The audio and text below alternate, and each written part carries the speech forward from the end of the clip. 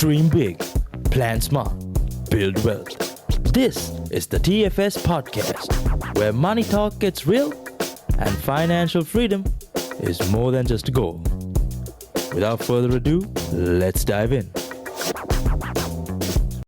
Welcome to TFS Wealthcast. I'm your host, Pramod Rodrigo.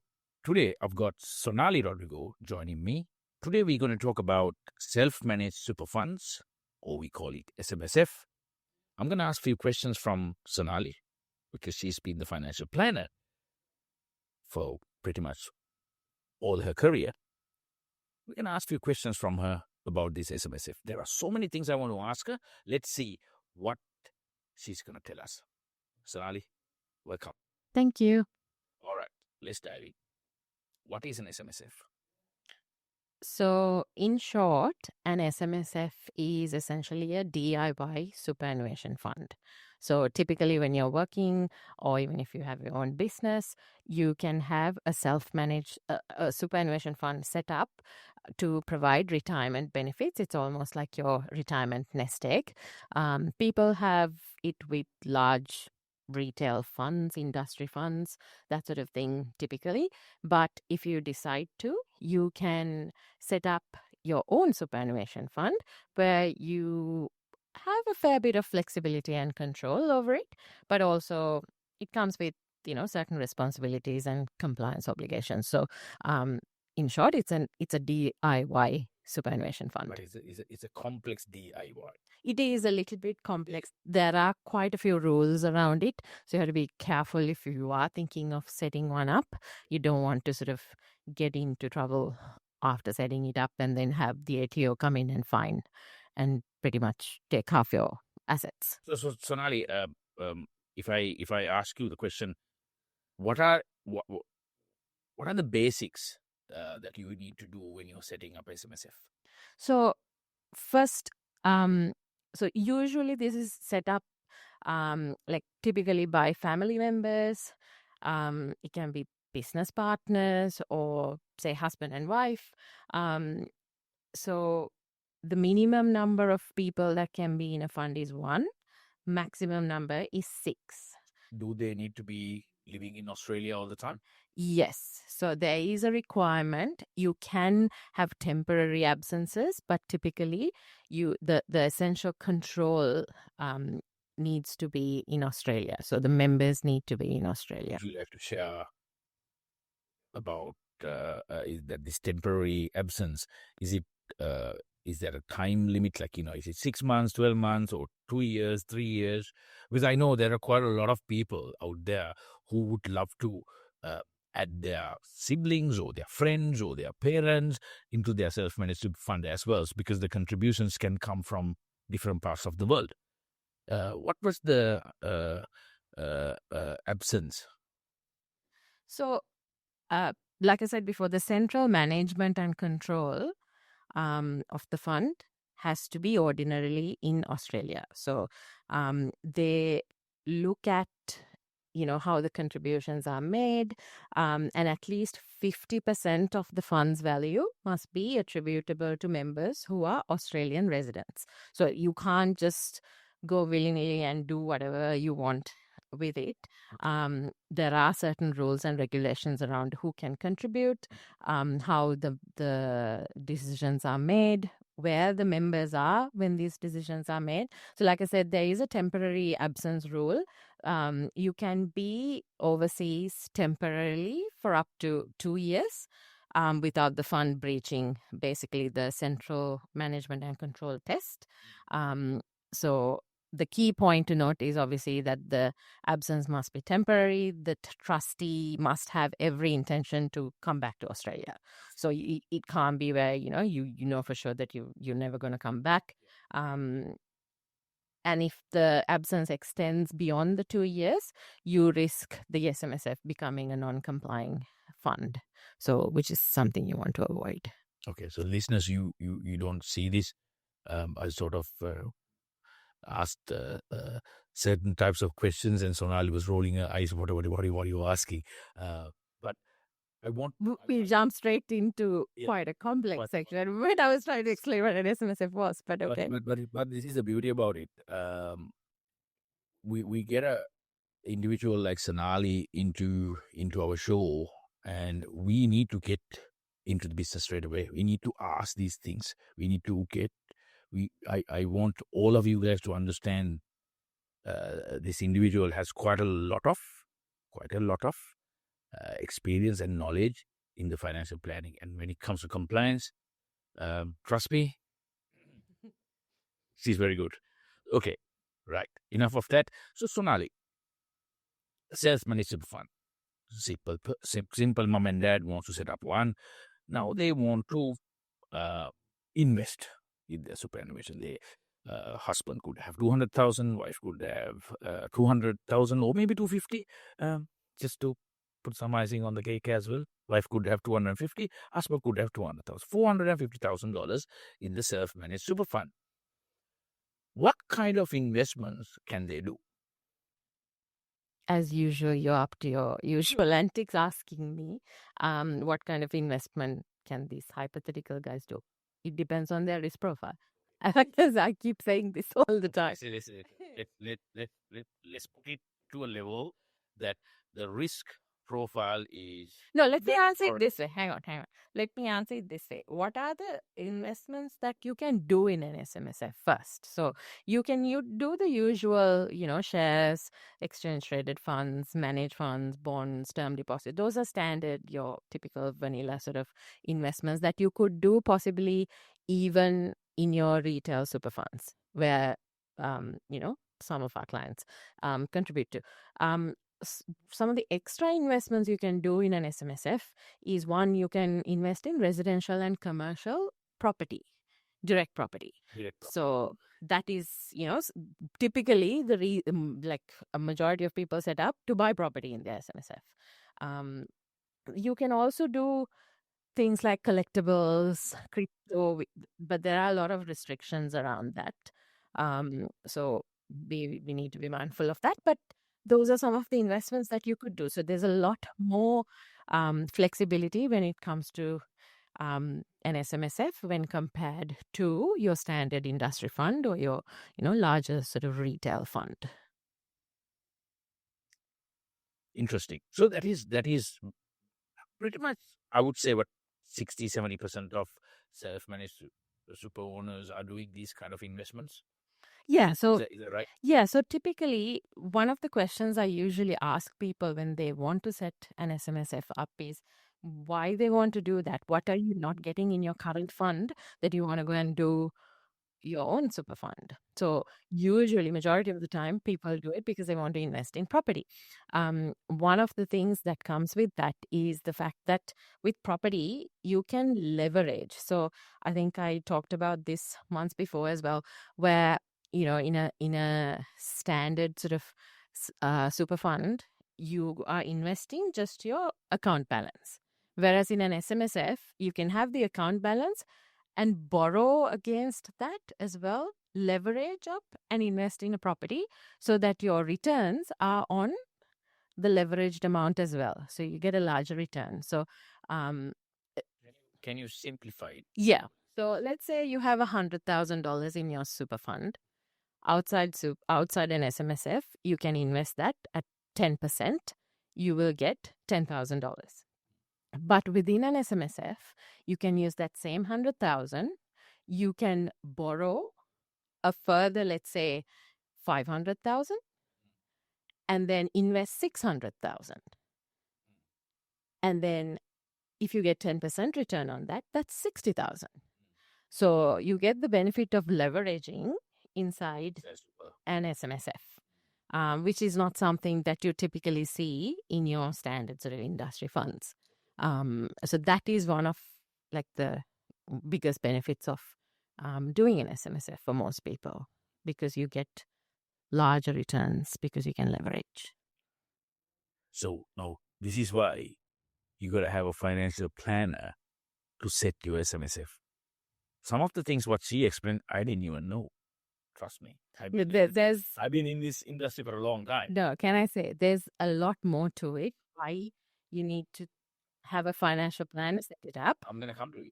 as opposed to just going and doing it yourself, because there are risks in rolling out of your existing funds into the SMSF. There are benefits that you lose. So you want to make sure that, things like insurance that you would lose in your current fund when rolling into the SMSF. So do they need to set it up in the new SMSF? Yeah, What yeah, kind of things? correct. So these are the things that You need to be mindful of. Yeah. Checklist. Yes, there are you could also have made contributions into your current retail fund on which that you wanted to claim tax deductions, for example. So if you roll it over without doing that, then you would lose the claim on tax deductions. So there are lots of things, just small things like that a lot of people aren't aware of that can cost you. So yeah. So guys, please remember, this is general advice. This is financial advice, right? This is general advice. I'm going to ask few questions from Sonali for me to understand quite a lot of things. Now, a question I wanted to ask you. Now, everybody wants to go down the path of, manage funds, property, residential, commercial, shares. They all want to do this, right? Now, it's like, buying a car.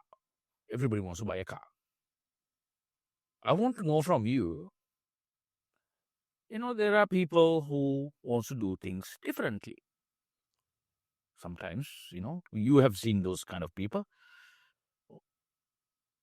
Can I ask you a question, very straightforward question? Can a person... where this is going.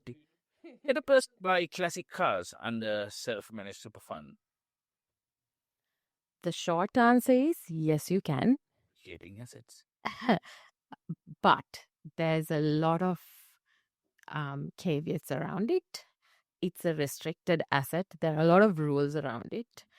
If you are thought to be there, even if there's even a hint of personal use with these sorts of assets, you will be in breach, and then the ATO will be all over you. So, but you can use the classic cars into a business perspective and start yielding on them, right? I am not going to answer that. So you can rent it out. I'm not going to answer that. Self-managed super fund? No. So see now. I'm not going to answer that. So ladies and gentlemen, this is how Sonali is. Yeah. She will advise. She will give the transactions how it needs to be done. But a person like me, when asked questions like that, she rolls her eyes and she's right now in front of me saying, "What are you doing? What are you doing? What are you asking?" No, I don't want to put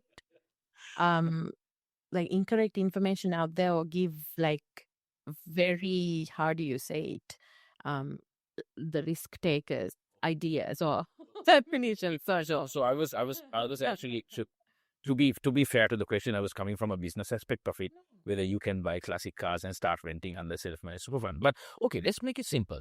Now you have passions. A lot of people have passions, right? A lot of people have passions. Can they invest in their self-managed? I have seen it. I have read about these kind of things. Whisky collectors, gin collectors, wine collectors. Is that something that can be done from self-managed super funds as well? See, yes, again, you can invest in collections, but my concern there is you said passions. SMSF is meant to provide retirement benefits, not meant to satisfy and working with your passion. So if you are a whiskey lover who wants to collect whiskeys and have it at home and display it and show off your whiskey collection, no, you can't do that. You can't show. No, so there are rules around these restricted assets. So things like you have to have insurance in the name of the SMSF. It has to be done within a certain number of days. It has to be stored securely, and it can never be at home for personal use. You have to commercial place. Different place. Totally different place. Can't be at your friend's place. It to be right. It needs to be a proper place that you store it. You can display it in that place, right? It can't be at a friend's place. No, it can't. You're trying to come up with all sorts of ways how to circumvent this. No, you can't be. Because the reason is you get audited every year. You have to provide proper documentation to show the storage, the insurance, the auditors, if they, like I said, get even a hint of it being used for personal use, they have to red flag it.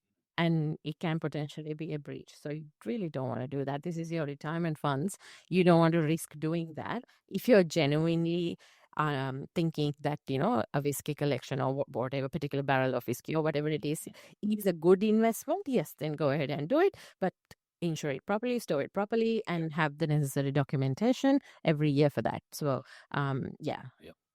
Thank you, Sonali. Look, guys, the questions I asked, these are sophisticated investors who use these things, by the way, right? You need to know about your whiskey. You need to know about your wine or classic cars. You need art. to know art. Yeah. I mean, the list goes on. Yeah. So when I mention about the passion is not for you to go and consume it. Passion is the education behind these assets, where they come from, who made them. I've met people who knew the person who created the what do you call these vehicles, carbonators or something like that. That person knew about the person's name who made it to that vehicle. So this guy is next level, right? So these are the people who go and invest in these cars, because these guys will never drive the car. It's for them to see it. So you can't even have it in your driveway. It needs to be stored in a secured place, like Sonali said. You can't take it to weekend rallies. No. So, yeah. So it has to be genuinely an investment, not something you do because, you like to do. So guys, don't get... Please don't get ideas from these. This is I'm a passionate guy when it comes to certain types of cars. Not every car, there's certain types of cars. So there are vehicles I want to buy, and I already have few that I don't even want to drive, but fortunately they're not under my self-managed super fund. So if I want to, I can drive. Now, Sonali, I have to say one thing though. So I said a majority of the assets that you buy can't be for personal use. There is one small exception to the rule for business.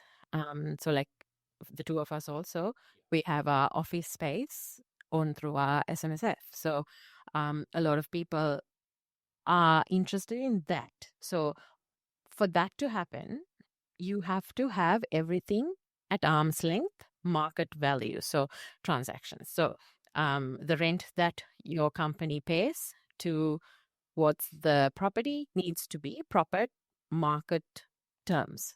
So you will have to provide a valuation. You will have to provide the lease agreement, all of the expenses related to it. All of it gets audited.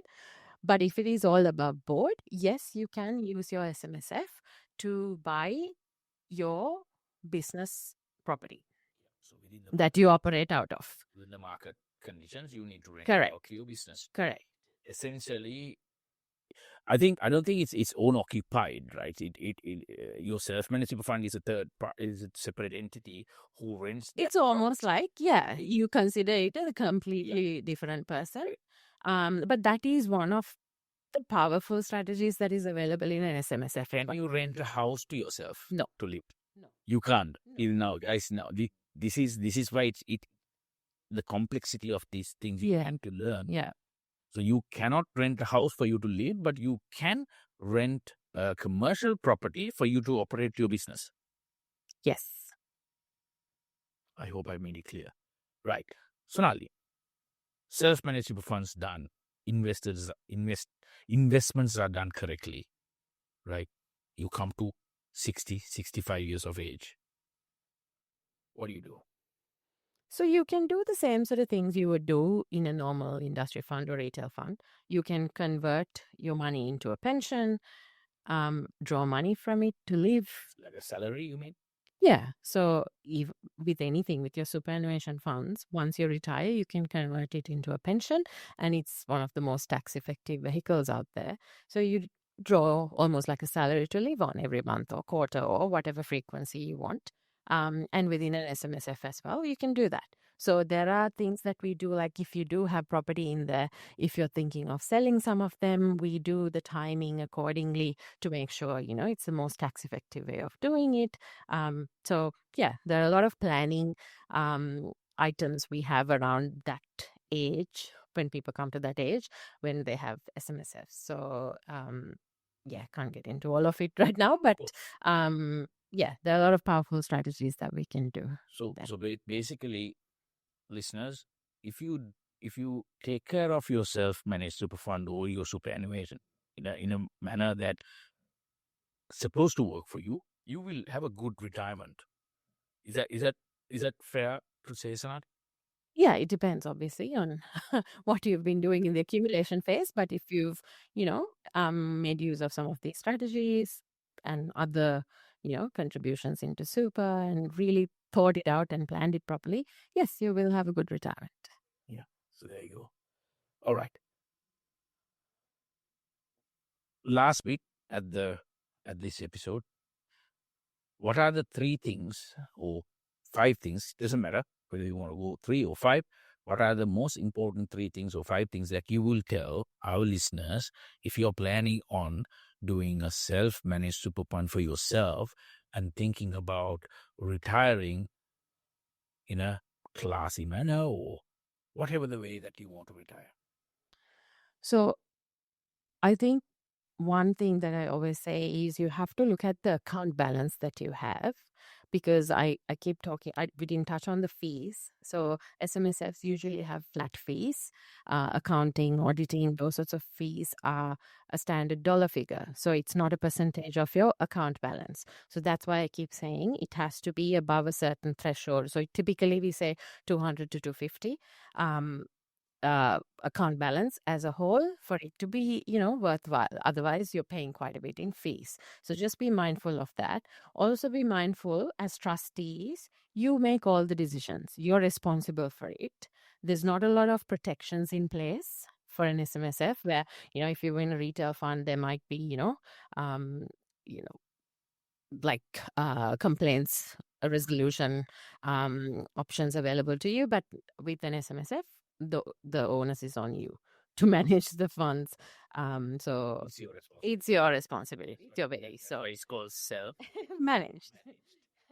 Yeah. So there's that. So like I said, you have to consider the cost versus scale, the fact that, it's entirely your responsibility. Like I said, there are a lot of, you're bound by the same rules essentially that the bigger super funds are bound by. So that means the ATO expects you to know all these rules and to make sure that you abide by them. So non-compliance is non-negotiable. Okay. So so auditing, ATO reporting, all of that is essential. There are strict rules on what you do with the funds. You can't loan yourself money, pay it back later, do all these funny things like that. You can't loan, money to family members and, do all these funny things thinking no one has oversight. But can you use an SMSF for lending purposes? You Can can. you As use a- that fund to lend to other people to earn interest? Yes, you can. But then again, so that's most of our private lending, we do it that way. Obviously, not that we don't use the money that our clients have with SMSF to lend to other people. That's the lending side. Entities has been set up to do that do in a that. specific manner. Yeah. So Sonali, Yeah.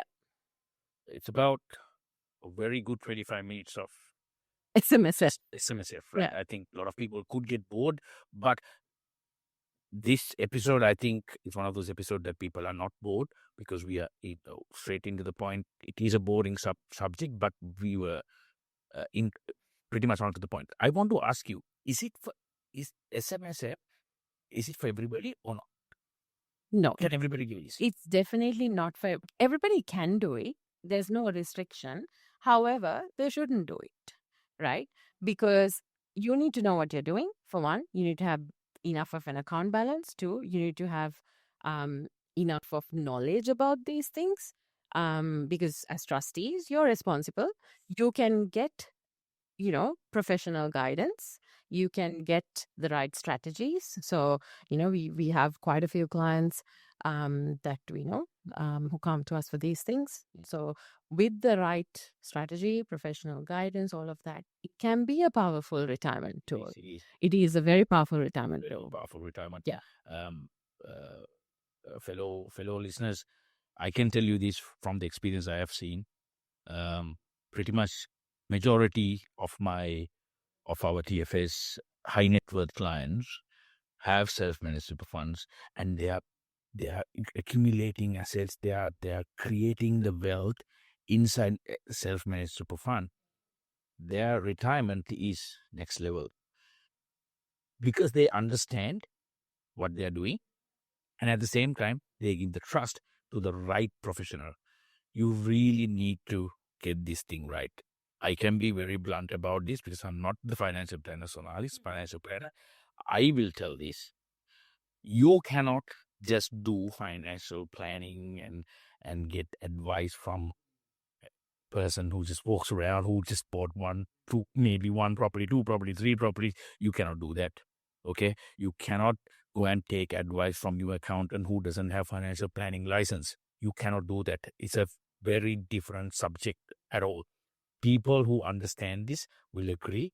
People who doesn't understand this will not agree. I know that for a fact.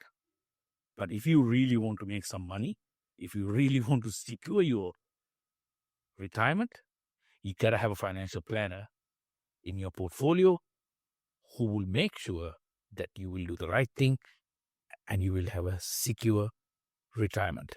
And with good amount of money for a bit of fun when you retire. Sonali, thank you so much for coming. It's a beautiful episode. I loved it. I learned a lot.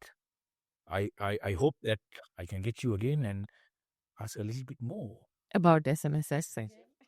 and what are the other things we can do. So, guys, That's another episode.